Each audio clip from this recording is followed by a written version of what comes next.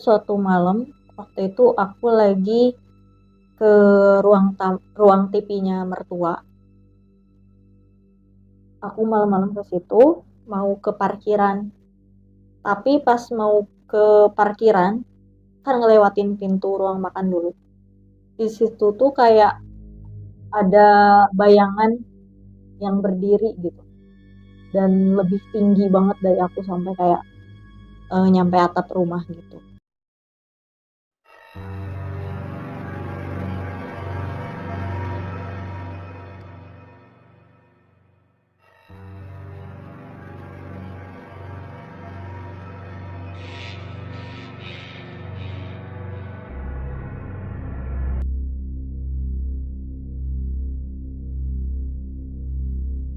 Aku nyadarnya pas aku lewat itu kayak nembus sesuatu. Nah, sampai merinding gitu kan. Cuman aku tuh jadi bingung maksud aku itu apa yang barusan. Karena kayak nembus sesuatu gitu. Ternyata jam 2 malamnya itu tiba-tiba keponakan sakit. Tiba-tiba muntah-muntah. Si bayangan tadi itu persis ada di dekat pintu kamar mertua.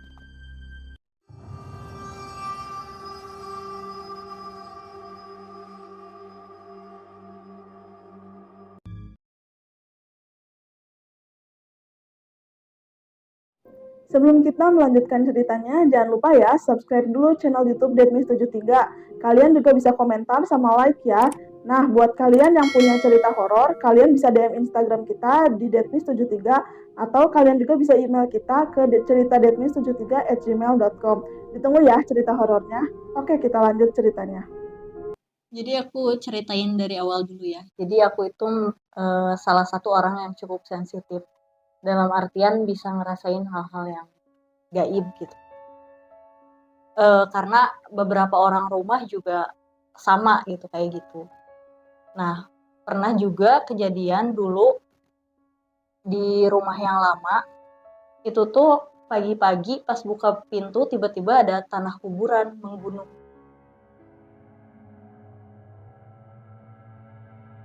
depan pintu.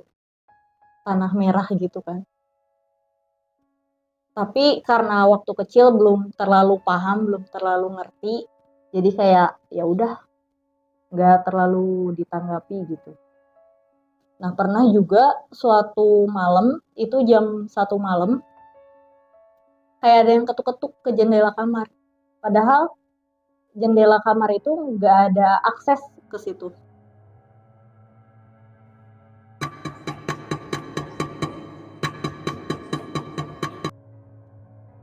Karena tinggi kan, itu di lantai 2 kamarnya, terus nggak ada akses ke situ. Jadi nggak mungkin kalau orang ketok-ketok. Cuman saat itu aku masih positive thinking. Meskipun sebenarnya nggak mungkin gitu kan. Besoknya kejadian lagi kayak gitu, sama di jam yang sama gitu. Beberapa hari kemudian juga sama. Aku diem, nggak cerita ke siapa-siapa. Sampai akhirnya suatu malam kakak aku ngedenger juga. Terus kakakku ini ngasih tahu ke uaku yang memang ngerti hal-hal gaib gitu.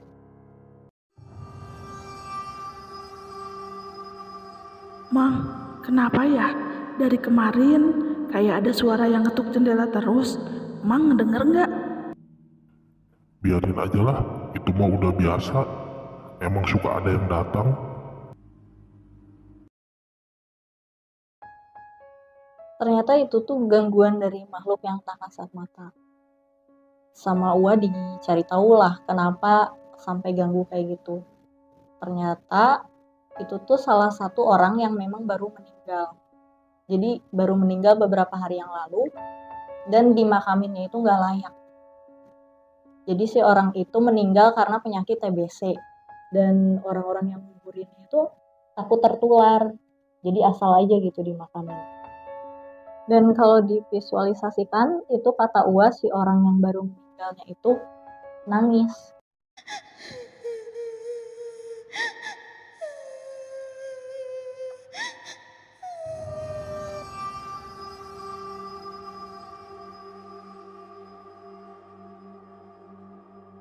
Karena apa ya, dia tuh ngerasa kayak eh, kayak apa sih, kayak makamin bangkai gitu, tanpa ada doa, tanpa ada apa gitu kan. Dari situlah makanya ngeganggu katanya, cuma pengen didoain aja gitu. Waktu itu aku kenal sama suami tahun 2011, terus kita nikah kan tahun 2015. Di tahun 2016 kita ngontrak di sebuah kontrakan.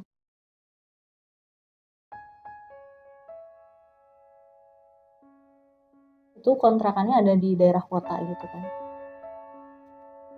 Dari luar sih emang agak kayak gimana gitu kan, gelap. Cuman eh, kita nggak mikir yang aneh-aneh gitu tentang rumah kontrakan itu. Terus kita isi, dan diisinya itu lebih dari 1 tahun. Cuman dari awal emang udah ada kejadian-kejadian yang aneh. Jadi itu kan ada 2 kamar, yang satu kamar utama, yang satu kamar kedua. Di kamar kedua itu ada lemari kan, lemari kayu gitu. Tiap siang atau sore ada suara gedor-gedor dari dalam.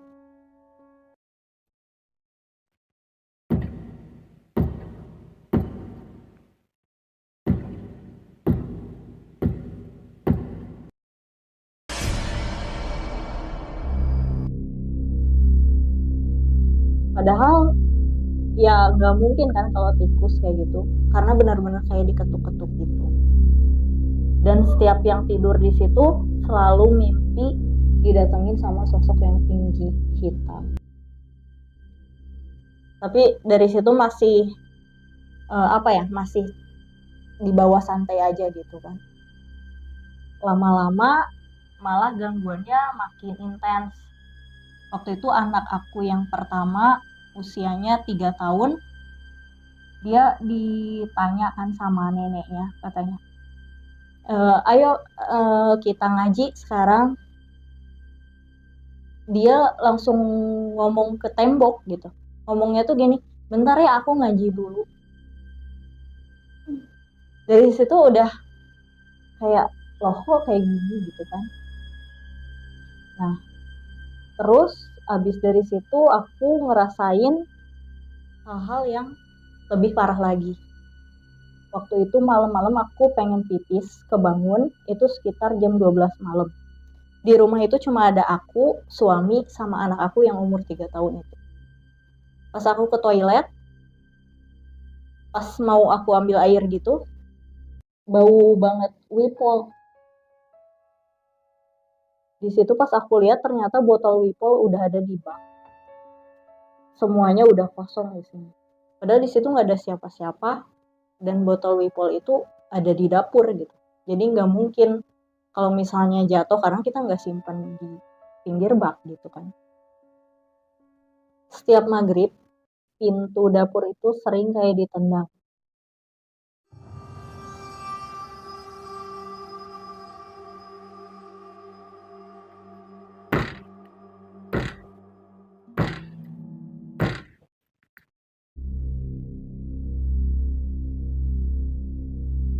Dari dapur, dari arah dapur. Awalnya aku mikirnya, oh mungkin tikus, mencoba berpositif thinking gitu kan. Tapi itu rutin, jadi setiap pas mau maghrib kayak ditendang gitu kan. Sampai akhirnya kakak aku datang, pas kebetulan datangnya itu mau maghrib, dan dia denger suara itu. Katanya, itu apa? Suara apa? Aku bilang, oh itu kayaknya tikus. Dia langsung kayak gini, gak mungkin itu tikus, suaranya kayak tendangan gitu. Ini mah bukan tikus katanya. Cuman karena aku sering sendirian kan di rumah, maksudnya cuma sama anak aku yang 3 tahun, aku tetap eh, berpositif thinking aja gitu, dan nggak terlalu nganggap itu hal serius gitu kan. Sampai suatu waktu aku tuh pernah eh, pergi pas maghrib, dan pas pergi itu aku naik gokar gitu kan. Tiba-tiba pandangan aku gelap gitu. Tapi aku masih bisa dengar suara orang. Dan saat pandangan aku gelap itu, tiba-tiba ada yang bisikin, katanya baca ayat kursi. Abis baca, aku langsung sadar lagi. Di situ aku masih belum paham aku kenapa gitu. Setelah itu aku sakit beberapa hari. Dan sakitnya itu malah jadi keterusan. Jadi takut ketemu orang, kayak gitu. Nah, sampai eh, ada teman aku yang indigo, dia bilang katanya itu rumah kamu, rumah yang kamu tempatin itu ada penunggunya katanya. Penunggunya ini merupakan kiriman. Terus aku tanya, kiriman buat siapa gitu kan. Teman aku bilang ini kiriman buat yang punya kontrakan. Kebetulan yang punya kontrakan itu sebelahan sama rumah yang aku tempatin. Dan anak si pemilik kontrakan ini, dia lumpuh selama bertahun-tahun, nggak sembuh-sembuh gitu. Katanya buat yang punya kontrakan.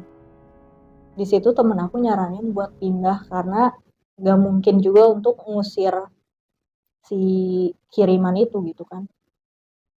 Karena dia bakal tetap ada di situ karena tujuannya ke pemilik rumah. Nah, karena si kiriman ini cukup kuat, jadi dia tuh narik makhluk-makhluk sekitar situ. Jadi apa ya, rumah yang aku tempatin itu jadi kayak base camp buat mereka. Karena menurut aku terlalu sering gangguan-gangguan itu, jadi aku memutuskan untuk pindah ke rumah mertua. Karena berharap si gangguan itu bisa berakhir gitu kan.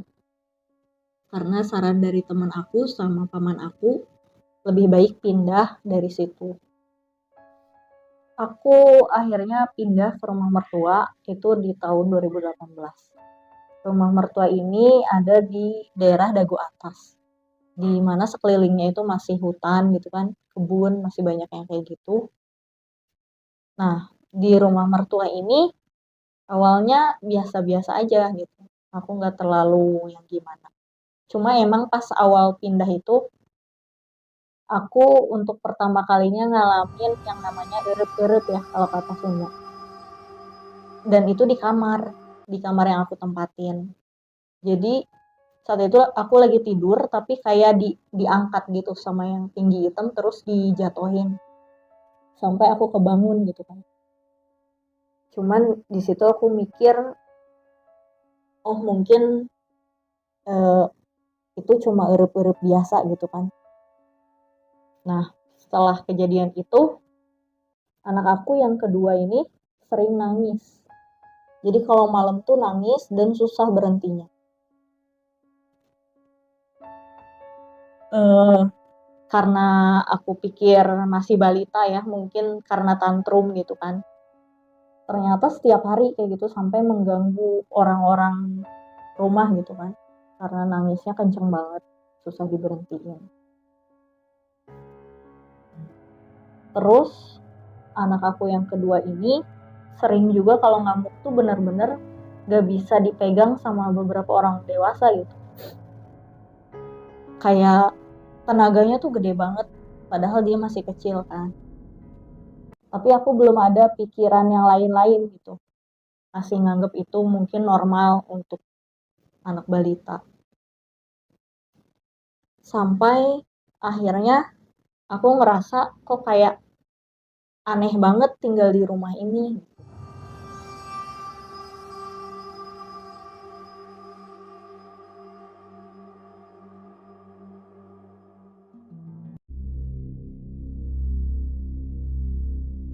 Nah, setelah itu ada juga kejadian-kejadian aneh yang terjadi di kamar gitu kan. Jadi anak aku punya mainan kompor-komporan. Itu tuh bunyi kalau dicetrekin gitu kan. Mainan kompor-komporannya ini aku simpen di atas lemari. Tiba-tiba bunyi sendiri. Sedangkan itu nggak akan bisa gitu. Nggak akan bisa bunyi kalau misalnya nggak dicetrekin. Pas aku ambil pun masih dalam keadaan bunyi.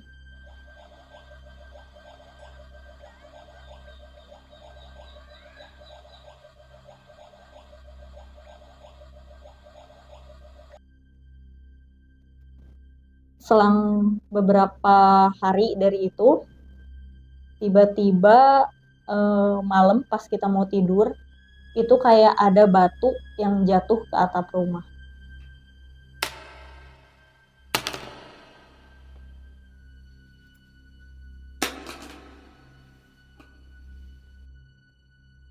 Pas kita nyalain lampu, ternyata tembok kamar itu udah air semua. Yang nggak tahu itu airnya dari mana. Jadi kayak disiram gitu. Di situ makin aneh, cuman kayak nggak terlalu dipikirin juga lah gitu.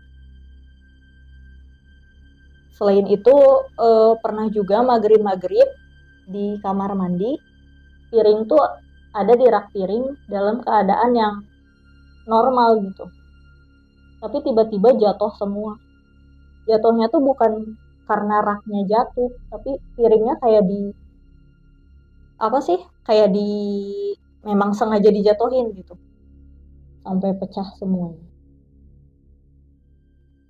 Lama-lama kan ngerasa aneh gitu. Akhirnya manggil seseorang yang ngerti hal-hal gaib. Tapi di situ kita nggak dapet jawaban apa-apa. Cuma disuruh apa ya, kayak berpuasa gitu kan, tanpa ada penjelasan apapun. Pas kita tanya itu bener-bener diem si orang. Dari situ aku makin penasaran banget karena menurut aku ini udah nggak beres sama sekali. Terus aku takutnya yang dikontrakan aku sebelumnya itu malah ikut gitu. Nah, rumah mertua ini kan disekat-sekat ya. Jadi aku nempatin bagian depan. Itu tuh kamar satu, ruang tamu, sama kamar mandi. Di sekatnya ini nggak full, jadi ada pintu penghubung buat ke tempat mertua. Yang langsung ke ruang TV, sama ruang penyimpanan bola, karena mertua jualan bola. Sama kamar mertua, ruang makan, dan parkiran. Kalau yang di belakang itu ditempatin sama kakak ipar. Jadi masih satu bangunan, cuma disekat-sekat. Sekeliling rumah itu banyak pohon-pohon bambu, terus ada sungai juga.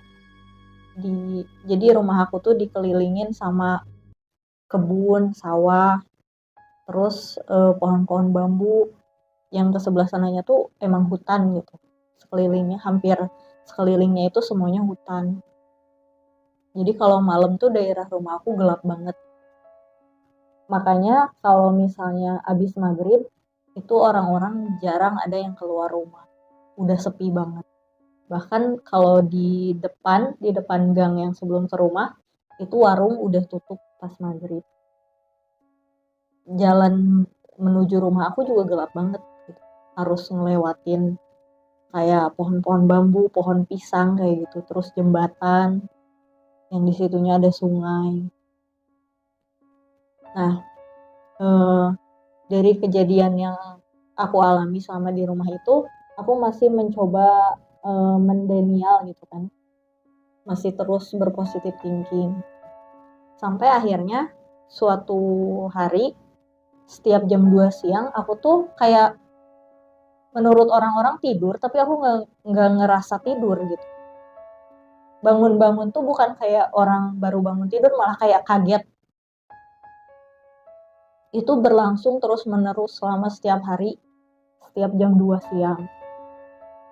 Suatu waktu pernah mertua masuk ke kamar.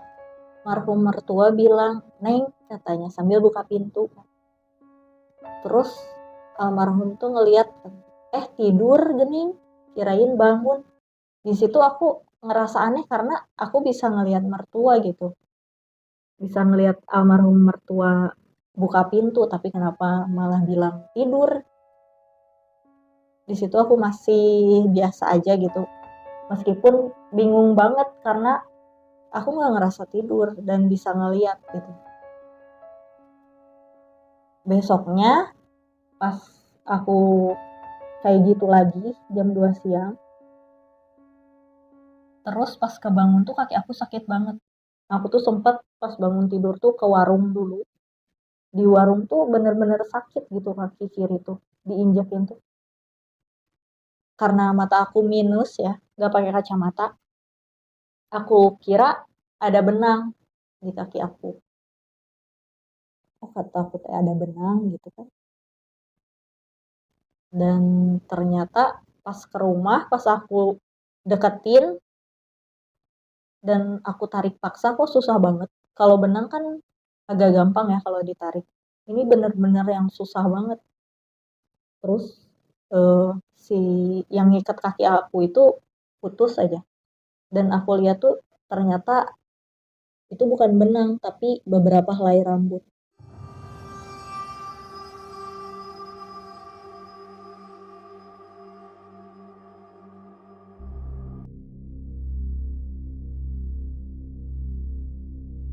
Yang ngikat jadi satu dan ngikatnya itu kenceng banget sampai ada bekasnya. Dari situ aku makin ngerasa ini ada yang gak benar. Aku coba tanya ke paman aku yang ngerti hal gaib sama ke teman aku di sebuah komunitas gitu kan. Ternyata menurut mereka itu aku sendiri yang ngelakuinnya dalam keadaan tidak sadar atau biasa disebut kerasukan.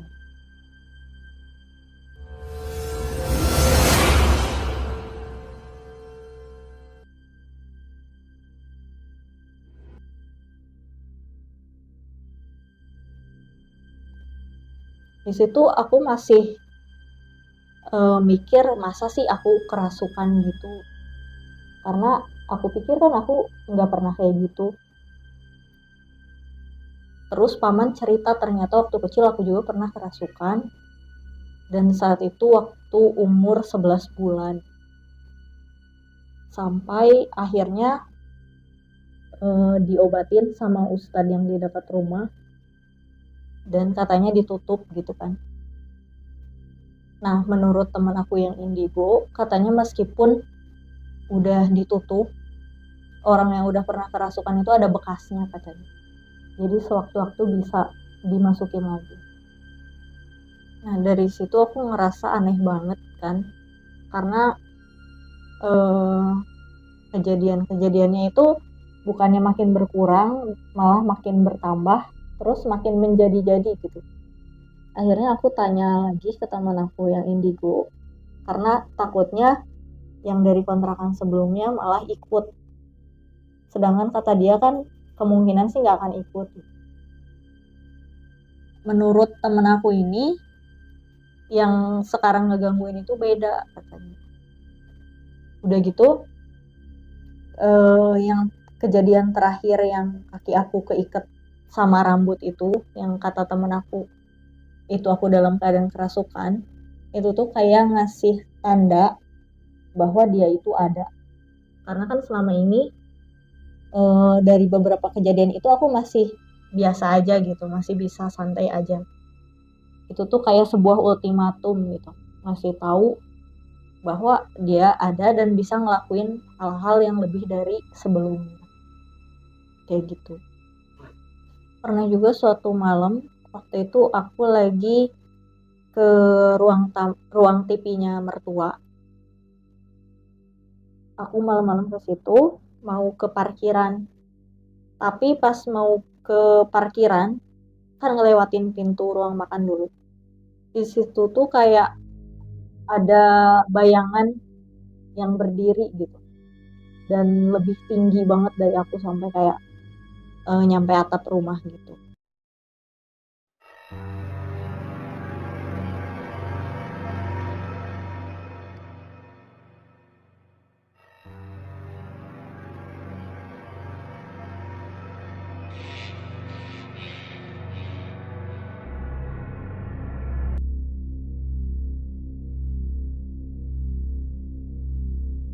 Aku nyadarnya pas aku lewat itu kayak nembus sesuatu. Nah, sampai merinding gitu kan. Cuman aku tuh jadi bingung maksud aku itu apa yang barusan. Karena kayak nembus sesuatu gitu. Ternyata jam 2 malamnya itu tiba-tiba keponakan sakit. Tiba-tiba muntah-muntah. si bayangan tadi itu persis ada di dekat pintu kamar mertua.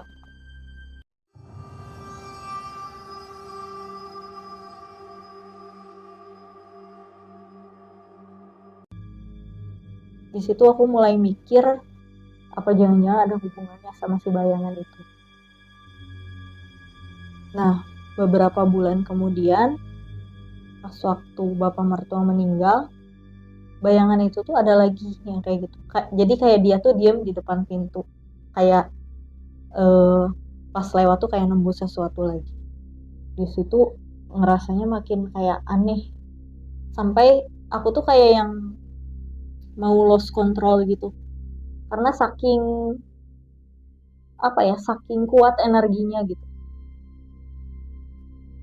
Sampai akhirnya aku masuk ke sebuah komunitas yang orang-orangnya itu ngerti hal-hal gaib. Ada satu orang yang tertarik gitu sama aku, sama cerita yang aku ceritain, dan dia juga katanya pengen nolong. Kita ketemuan, dan pas ketemuan itu suasananya kayak nggak enak gitu. Jadi hawanya tuh kayak aku tuh nggak mau gitu ketemu orang itu. Pas ketemu tuh kayak gitu. Dari situ ngobrol-ngobrol, terus dia bilang ini ada yang ikut. Tapi ini tuh nenek-nenek. Oh, kata aku. Oh, berarti aku langsung mikir ini bukan yang dari kontrakan. Karena yang dari kontrakan itu kan wujudnya hitam tinggi gitu kan. Sedangkan ini nenek-nenek.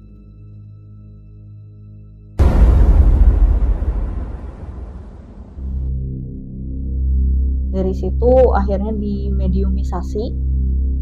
Tapi si nenek-nenek itu nggak mau ngomong, jadi tetap bungkam gitu. Tujuannya dia cuma bilang kalau tujuannya itu memang untuk mengganggu. Tuh berusaha si teteh ngomong mulai habis.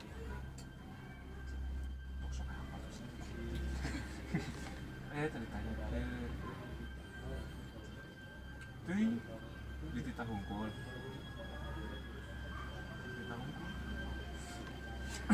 Saat itu si nenek ini, ya si yang ngeganggu ini, dia nggak mau bilang ngeganggunya karena apa atau dari siapa. Dia cuma bilang ngeganggu anak ini sama keturunan-keturunan di atasnya. Jadi dia tuh bukan cuma ngeganggu aku aja, tapi yang di atas-atas aku pun keturunan yang masih keturunan gitu diganggu juga ternyata. Dan itu tuh udah lama.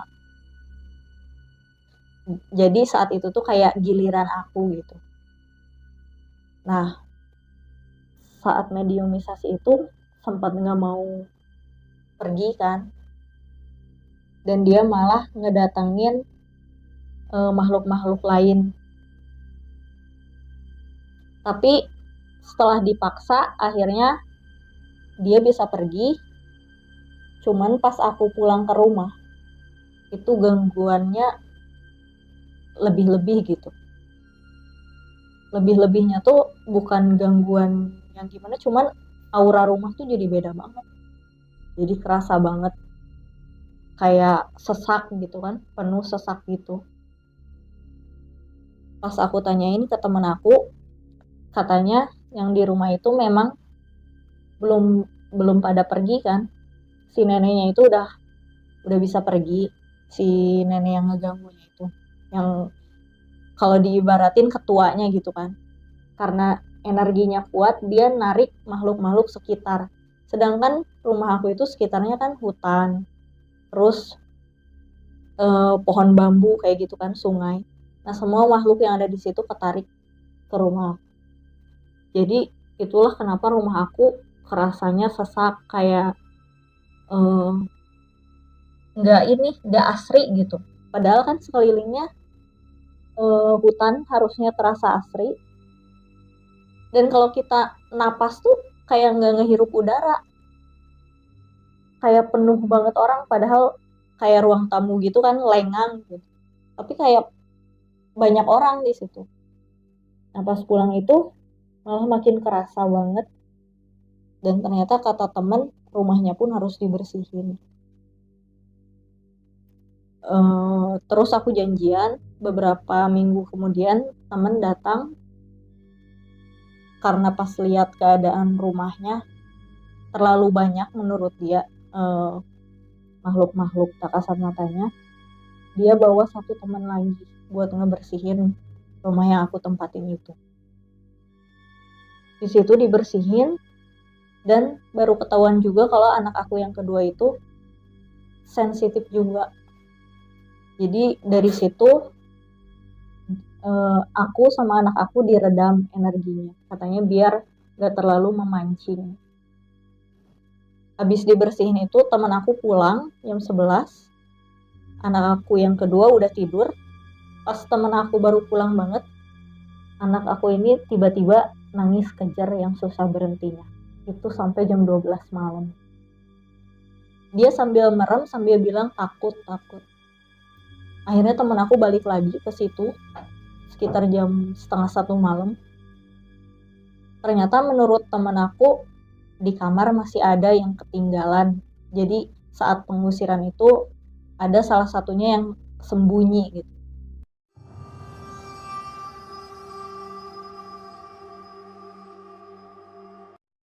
Akhirnya dibersihin, anak aku langsung tidur lagi biasa kayak gitu. Pas sudah dibersihin itu rumah jadi kerasa lebih beda gitu. Udara tuh kerasa masuk ke rumah. Sebelumnya kan pintu dibuka pun udara kayak nggak masuk, jadi kayak kehalang gitu kan.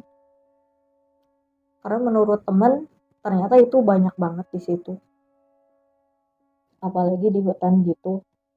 Meskipun si ketuanya ini ya, si nenek yang ngeganggunya ini nggak ada, masih bisa makhluk-makhluk lain buat ke situ. Karena kan sekelilingnya hutan jadi rentan tadi. Setelah dibersihin itu agak lebih kerasa enakan. Jadi yang dibersihinnya cuma yang aku tempatin aja. Kalau yang ditempatin almarhum mertua itu nggak dibersihin. Jadi yang bagian tengah rumah kayak ruang TV, tempat penyimpanan bola, kamar sama parkiran itu nggak dibersihin. Nah abis dari situ aku malah makin kayak lebih peka lagi. Jadi kalau ada apa-apa tuh langsung kerasa tubuh sebelah tuh panas gitu. Kayak bersinggungan energi gitu tuh kerasa. Nah, waktu tahun 2020 mertua tuh kan meninggal. Rumah yang bagian tengahnya itu kosong kan. Dikosongin, terus karena kita juga sempat kena COVID, jadi kita isoman lebih dari 30 hari kan. Gak ada yang ke ruangan tengah gitu. Gak ada yang keluar dari sekatan itu. Kita nempatin bagian kita aja, gak ke tempat mertua. Nah, karena kosong ya, terus keadaan sekitar yang mendukung, terus kan dari sebelumnya ruangan yang dipakai mertua itu kan gak dibersihin dalam artian dari makhluk-makhluk yang kayak gitu. Jadi hawanya tuh beda, dan lampunya juga kan mati, belum kita ganti waktu itu. Jadi dibiarin gelap. Nah suatu sore aku denger ada suara orang nyapu di depan halaman rumah. Jadi depan halaman rumah itu jalan kecil gitu, yang cuma cukup satu motor. Itu kayak ada suara sapu yang biasa suka dipakai tukang sampah yang di jalan gitu kan.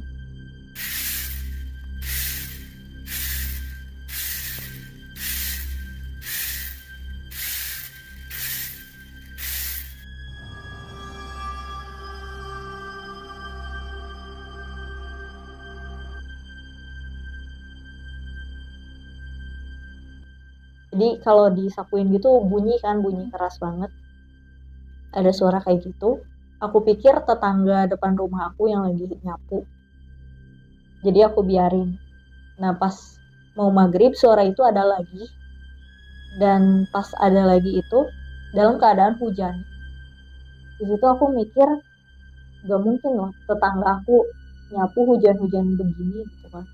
Akhirnya aku keluar rumah, aku mastiin pas aku keluar rumah itu suaranya berhenti. Dan aku lihat sekeliling juga nggak ada orang yang pegang sapu, cuma ada tukang sate aja di situ. Aku masuk lagi ke dalam rumah, masih dalam keadaan hujan gitu. Suara itu ada lagi, tapi dilihat keluar langsung tuh nggak ada apa-apa, suaranya hilang. Di situ kayak mempermainkan gitu kan. Sampai pas terakhir itu jam 9 malam, suara itu ada lagi. Pas kebetulan suami udah pulang. Kata suami, itu suara apa? Kata aku, bukan apa-apa karena takutnya kan dia malah jadi takut gitu kan. Anak aku juga ngedenger. Udahlah nggak usah digubris gitu kan aku bilang. Terus kita cek lagi, suara itu hilang lagi. Tapi pas kita masuk suara itu ada lagi. Dan itu keras banget. Sampai akhirnya aku tuh kesal banget. Dan akhirnya ngeberaniin diri buat nanya ke paman gitu kan. Soalnya udah mengganggu banget. Dari sore sampai malam gitu kan. Suara kayak gitu. Akhirnya paman nyuruh untuk bikin air gitu kan. Air yang didoain gitu. Terus suruh disiram ke asal suara itu. Di situ aku merinding, cuman aku ngeberaniin diri buat keluar rumah sambil bawa air itu sendirian. Terus aku siramin, dan pas aku siramin itu kayak ada letupan api gitu di bawah di jalan gitu. Dari situ suaranya hilang kayak gitu.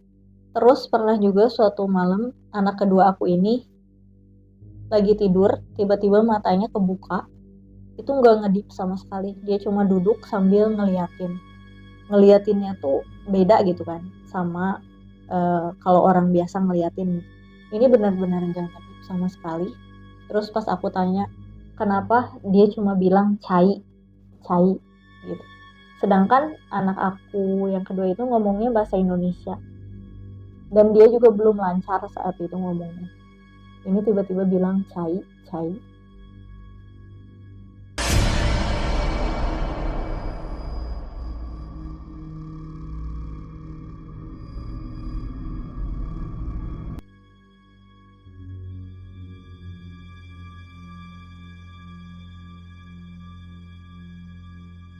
Sambil tarik-tarik tangan gitu. Dikasih air minum tuh bukan dia gituin, dia dorong ya. Malah dia tarik-tarik buat ngajak pergi. Nah, ternyata pas aku sadari gitu, ternyata anak aku itu kesurupan. Dan pas aku tanyain ke temen aku yang waktu itu bersihin rumah, katanya kesurupannya sama kuntilanak yang penunggu sungai dekat rumah.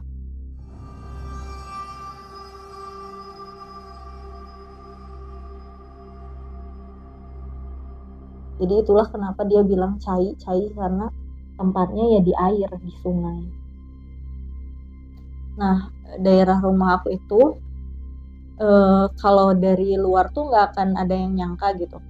Di pinggiran yang masih kota gitu, masih banyak komplek, ada pemukiman penduduk yang di area lembah gitu, jadi sekelilingnya hutan. Kalau dari luar nggak kelihatan. Setelah menjelang maghrib, daerah rumah aku itu sepi banget. Bahkan komplek-komplek di sekitar situ, jalan menuju rumah aku itu gelap banget. Apalagi banyak rumah-rumah yang kosong. Jadi kayak Gojek, Grab itu nggak ada yang berani ke situ di atas jam 6 malam. Bahkan mereka juga nggak tahu kalau di daerah situ ada pemukiman yang masuk ke dalam lagi dan sekelilingnya hutan. Biasanya Grab atau Gojek yang mau ke situ tuh, yang mau nganterin gitu, mereka karena belum tahu daerah. Kalau udah tahu mereka nggak mau karena gelap banget dan menurut mereka takut juga. 2 hari lalu juga aku maghrib ke warung, dan pulang dari warung itu lihat ada yang loncat di atas genteng di dekat pohon-pohon bambu gitu. Itu tuh kayak loncatnya tuh kayak mantul gitu, cuma sekelebat. Sosok apa itu, Kak? Kalau menurut saya sih itu mungkin pocong.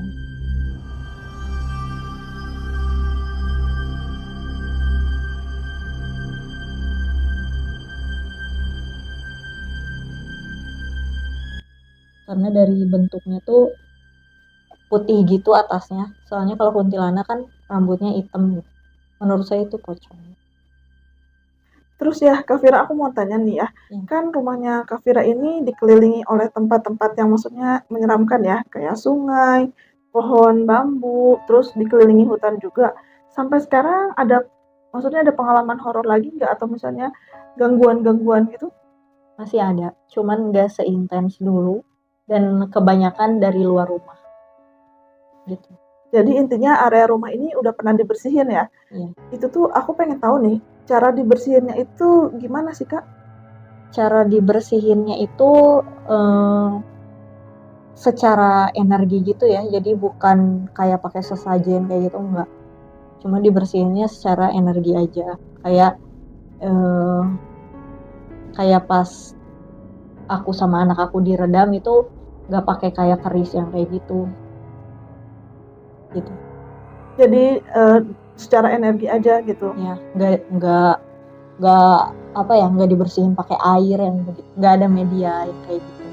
Tapi emang salah satu orang yang ngebersihinnya ada yang bawa keris. Oh, ada yang bawa keris. Nah, aku kan tadi denger nih. Jadi maksudnya kesensitifan ini nurun ke anak yang kedua. Kalau misalnya anak pertama kan pernah ada pengalaman tuh ya di kosan sebelumnya. Kalau di yang rumah ini gimana tuh? Dia biasa aja atau emang kayak pernah berperilaku aneh atau misalnya gimana? Kalau anak yang pertama ini, jadi dulu tuh pas yang gencar-gencarnya gangguan itu, aku benar-benar nggak bisa keluar rumah sama sekali. Dan ketika ada acara sama anak-anak, kita mau pergi, anak aku yang ke satu ini tiba-tiba panas tinggi muntah-muntah. Itu tuh setiap mau ada acara di luar, kayak nginep di mana gitu. Oh, jadi dia gangguannya seperti itu ya? Kalau suami sendiri gimana nih? Pernah diganggu nggak? Suami sih dia paling diikutin dari kantornya gitu. Oh, berarti dari luar ya? Iya, dia dari luar. Itu bisa diceritain nggak, Kak, sedikit? Nah, jadi kalau suami diikutin, itu biasanya di rumah tuh suasananya beda. Dan pas di kontrakan yang dulu juga dia pernah kayak agak berubah gitu sikapnya. Ternyata diikutin sama yang ada di kantornya. Jadi memang kadang-kadang suka ikut gitu. Dan itu tuh perempuan sosoknya. Perempuan. Kak Vira sendiri pernah ngelihat sosoknya atau cuman ngerasain aja nih, Kak? Kalau ngelihat secara gamblang sih enggak, cuman pernah ngelihat secara secara batin gitu ya. Itu sosoknya perempuan dan orang Jawa gitu. Orang Jawa. Ini tuh ngikut dari kantornya suami gitu. Iya. Nah, menurut teman yang indigo, kantor suami itu ada di area, jadi bukan kantornya ya, areanya itu tempat pembuangan makhluk-makhluk tak kasat mata. Jadi sempat ikut juga gitu ya? Iya.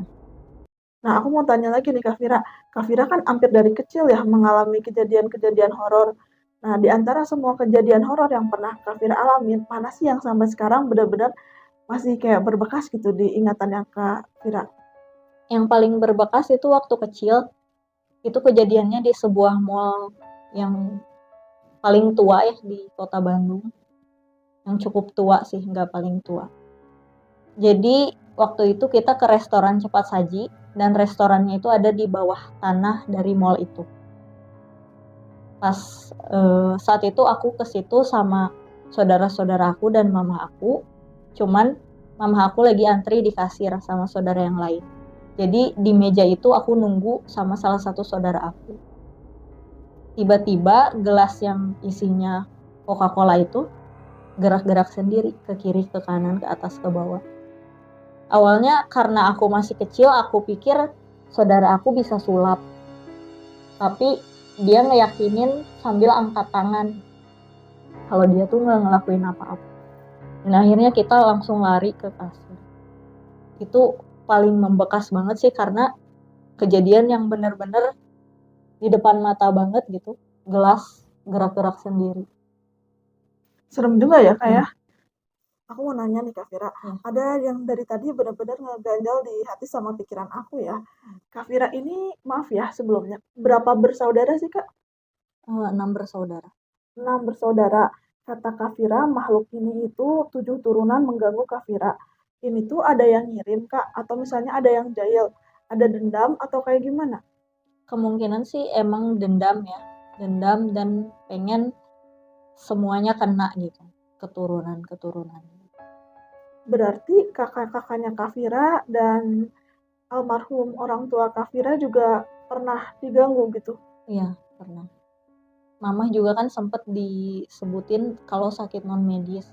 Karena ya dulu juga rumah yang pertama itu menurut orang yang ngerti hal gaib itu jalur perlintasan mereka. Jadi atasnya tuh jalur perlintasan mereka. Jadi ibaratnya rumah itu kayak rest area gitu. Udah gitu bapak juga indigo kan, Ua indigo. Sedangkan kalau paman itu kanuragaan. Jadi punya benda-benda pusaka gitu. Nah katanya ada yang memang apa ya, ngincer mama juga. Karena sebelumnya nenek juga sempat disantet. Oh, neneknya Kak Vira pernah disantet? Iya. Itu tuh maksudnya tahu disantet dari mana Kak? Tahu disantet karena sakitnya tuh kayak yang parah tapi pas ke rumah sakit sebenarnya bagus gitu hasilnya. Oh, jadi dari situ ya? Terus banyak keanehan-keanehan juga di rumah. Banyak Ua juga banyak ngelihat hal-hal yang gaib gitu yang tak kasat mata. Salah satunya yang kita tahu itu ada santet kelelawar masuk ke rumah. Jadi kan kelelawar itu hewan yang harusnya ada di tempat gelap kan. Ini malah masuk ke rumah yang ada lampu-lampunya gitu kan. Jadi ini tuh suatu tanda yang gak logis gitu kan. Dan menurut kepercayaan keluarga aku juga kalau ada kelelawar masuk berarti itu santet. Oh, kayak gitu ya. Ternyata serem juga ya. Berarti turun-temurun ya. Iya. Tapi mudah-mudahan aja ke anaknya Kak Vira nggak berlanjut ya terornya. Oh ya, ngomong-ngomong Kak Vira nih tentang rumah yang Kak Vira tinggalin nih ya. Itu tuh tetangga-tetangga katanya kalau udah jam 6 sore mereka memilih untuk diam di dalam rumah. Mereka tuh rata-rata pernah ngelihat juga gitu, pernah ngerasain juga atau gimana? Kenapa penyebabnya nggak mau keluar ke rumah gitu? Pernah ngerasain juga karena emang jalan yang dilewati itu karena hampir sepanjang jalan kayak kebun, sungai gitu kan. Jadi jam-jam segitu tuh cukup angker ya kalau dilewati. Oh, mungkin jadi lebih memilih cari aman lah ya Iya. istilahnya. Oh ya Kak Vira, aku mau tanya nih ya. Mohon maaf sebelumnya ya, karena Iya. aku ini orang awam ya, soalnya aku masih materinya masih sedikit ya kalau misalnya tentang makhluk tak kasat mata atau misalnya ilmu-ilmu yang di luar logika. Kalau misalnya kanuragaan, aku baru dengar nih ya, pernah sih dengar tapi cuma sekilas. Itu bisa dijelasin nggak sih kanuragaan itu apa sih maksudnya Kak? Jadi saat itu kan paman aku itu dia bukan orang indigo gitu. Jadi kanuragaan ini kayak belajar ilmu kebatinan gitu. Eh, Nah, belajarnya ini karena ibunya kena santet kan, nenek aku kena santet, dari situ dia mempelajari ilmu kanuragaan. Nah, setelah mempelajari ilmu itu, banyak juga orang yang suka datang ke rumah buat berobat non medis. Pernah juga suatu waktu paman aku ini disuruh ngusir makhluk tak kasat mata di sebuah rumah. Dan saat itu paman aku bawa aku masih kelas 2 SD mungkin, dibawa ke rumah itu. Jadi rumahnya angker banget sampai yang punya rumahnya aja nggak mau masuk ke situ. Di situ paman aku bawa kayak sesajen gitu, termasuk kelapa utuh. Tiba-tiba si kelapa utuhnya itu airnya keluarnya tuh sampai ke atas ke atap. Padahal itu dalam keadaan utuh nggak terbuka. Di situ aku agak heran dan ternyata pas dijelasin sama paman, si makhluknya itu marah, si kelapanya itu dibanting. Kalau kita bisa ngelihat sampai airnya keluar kayak gitu. Jadi kayak gitu ya. Nah, kalau paman Kafira pernah nggak sih main ke rumah Kafira? Pernah, Itu pernah komentar nggak Kak? pernah dia bilangnya ada katanya. Tapi eh, menurut paman kalau orang yang belajar, jadi bukan murni bisa hal-hal seperti itu, kelemahannya nggak bisa ngobatin keluarga sendiri. Oh gitu. Jadi nggak bisa ngobatin keluarga sendiri. Makanya Kafira minta tolong ke teman Kafira. Jadi lebih kayak ke ngasih-ngasih saran gitu, atau ngasih-ngasih cara gimana ngadepinnya. Nah Kafira lanjut ya. Tadi tuh tentang pamannya Kafira kan ya materi pembahasannya. Terus sampai sekarang pamannya Kafira masih suka ngobatin atau ngebantu orang yang kena santet kayak gitu? Sekarang sih udah enggak, sekarang lebih ke kayak saran kalau orang pengen ngecek gitu cocok nggak misalnya sama pasangannya. Sekarang cuma lebih ke nanganin hal-hal seperti itu. Kalau yang santet atau ngobatin itu udah enggak, karena paman ini udah pernah kena santet. Jadi karena ngobatin orang lain, tapi orang yang ngirim santetnya nggak terima, jadi akhirnya dikirim juga ke paman. Sampai akhirnya paman saat itu nggak bisa jalan.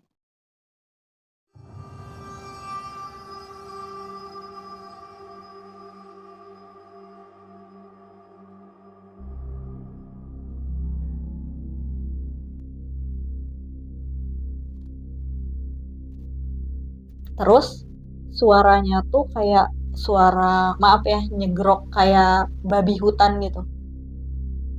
Kita bawa ke rumah sakit, dikatakan stroke katanya. Tapi suara yang kayak babi hutannya itu masih ada terus kan. Sedangkan pas cek paru-paru itu bersih.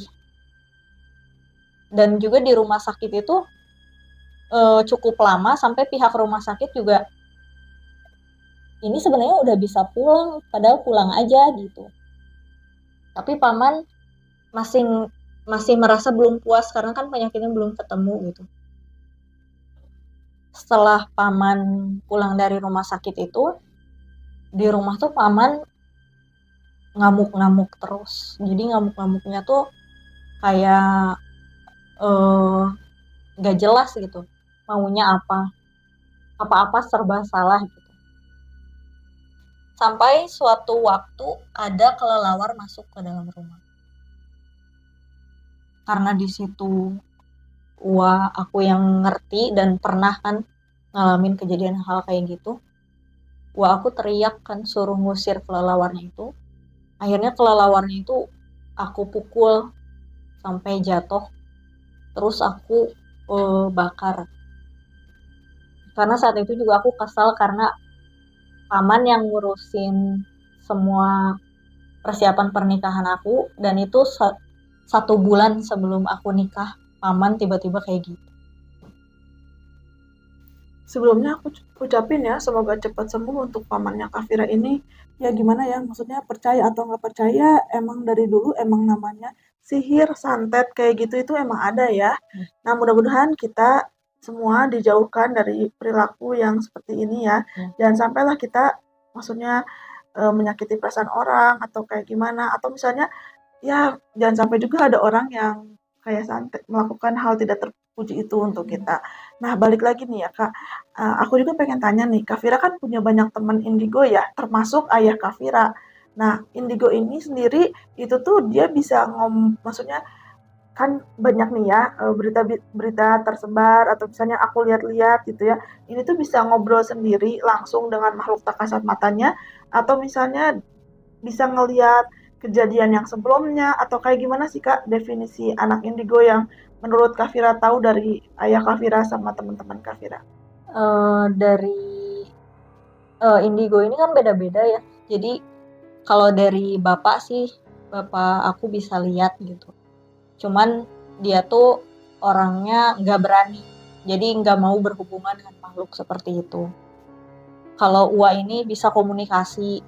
Jadi karena lebih berani, jadi bisa komunikasi. Nah kalau kakak aku, jadi ada kakak perempuan aku, dia tuh bisa ngelihat masa lalu suatu tempat. Jadi kalau dia nempatin suatu rumah yang baru dia tempatin, dia langsung kayak dikasih gambaran gimana dulunya rumah ini dan gimana si penunggunya itu meninggal. Kayak gitu. Nah, Kak Vira kan jadi punya sensitif dari kecil ya. Menurut Kak Vira itu sendiri anugerah atau musibah? Pas awal-awal sih aku ngerasanya musibah ya karena eh, menurut beberapa orang juga kayak aku tuh belum siap sepenuhnya untuk hal-hal seperti itu. Tapi lambat laun mulai mengerti juga kalau ada anugerahnya juga gitu yang dirasain. Jadi kita bisa lebih aware lagi. Itu tuh sensitifnya maksudnya ruang lingkupnya di rumah Kak Vira aja atau misalnya lagi jalan nih tiba-tiba maksudnya kita bertabrakan sama makhluk lain, itu kerasa atau misalnya gimana? Itu kerasa. Kerasa. Jadi bukan cuma di lingkup rumah aja, jadi kalau kita pergi kemana, itu kerasa. Kalau di tempat ini gimana nih Kak Vira kerasanya? Di tempat ini nggak terlalu sih. Nggak terlalu aman dong berarti Iya. ya.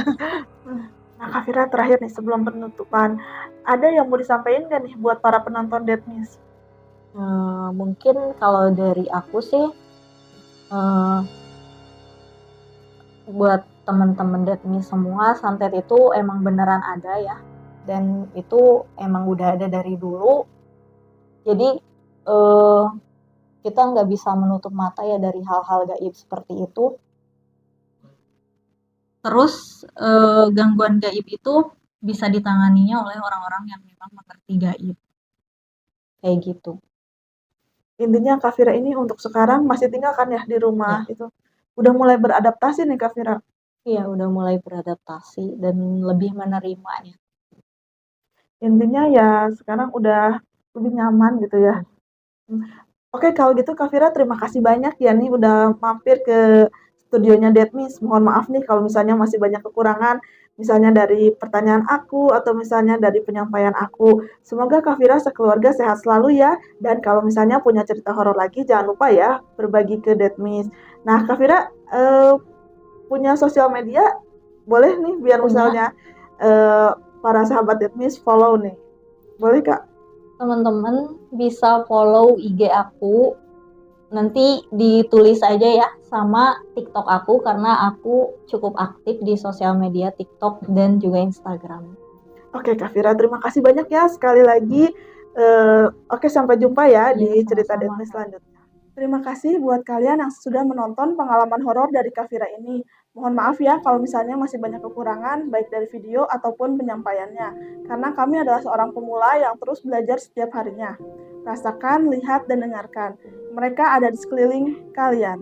Wassalamualaikum warahmatullahi wabarakatuh.